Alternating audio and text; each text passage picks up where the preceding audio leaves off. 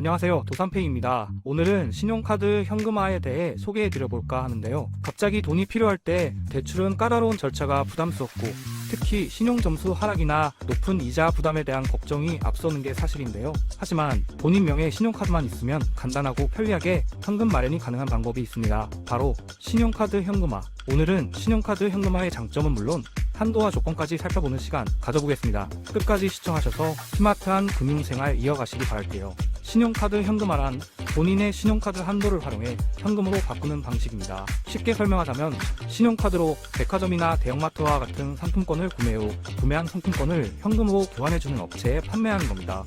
이때 구매한 상품권을 시중가보다 낮은 가격에 판매해야 하기 때문에 수수료를 지불하게 되는데 이 경우 낮은 수수료가 적용되는 편입니다. 신용카드 현금화의 장점은 다양한데요. 특히 복잡한 대출 절차와는 달리 신용카드 한도 내에서 즉시 원하는 금액을 마련할 수 있다는 편리함을 빼놓을 수 없습니다. 대출의 경우 개인의 신용이 안 좋으면 심사 대상에서 제외되고 신용카드 발급 제한 등 금융활동에 악영향을 미치는데요. 이에 반해 신용카드 현금화는 신용대출에 비해 신용평가에 미치는 영향이 매우 적다는 장점이 있습니다. 신용카드 현금화는 긴급한 자금이 필요할 때 유용한 방법이지만 연체나 미납 없이 잘 상환하는 게 무엇보다 중요합니다.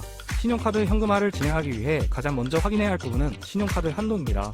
카드사의 정책에 따라 신용카드 한도가 설정되고 개인의 신용 점수와 카드 사용 이력에 따라 달라질 수 있는데요. 카드사에서는 카드 발급 시 한도를 정해두는 것이 일반적이지만 사용자가 일정 기간 동안 신용카드를 정상적으로 사용하고 있으며 신용도가 좋다면 사용자는 카드사의 요청에 한도를 높일 수 있습니다. 상황에 따라 카드사마다 현금화에 적용되는 추가 조건이 발생할 수 있는데요. 일부 카드사의 경우 현금화 거래가 작거나 대규모 결제가 반복적으로 발생할 경우 이상 거래로 간주해 결제를 제한할 수 있습니다. 여기서 대규모 결제란 특정 기간 내에 상품권을 대량으로 구매하는 경우 또는 일정 금액 이상의 상품권을 자주 구매하는 경우를 말하는데요. 이에 따라 카드사는 카드 사용자의 안전을 위해 24시간 감시하는 카드사 모니터링 시스템에 의해 해당 카드 사용을 제한할 수 있어 신중하게 진행해야 합니다. 앞서 살펴본 바와 같이 신용카드 현금화는 급한 돈이 필요한 경우 빠른 해결책이 될 수 있지만 그만큼 주의할 점도 있는데요. 잦은 현금화는 신용카드를 과도하게 사용하는 것으로 인식되어 신용점수에 안 좋은 영향을 줄 수 있습니다. 이렇게 되면 대출 거절 등 불이익이 생길 수 있는 만큼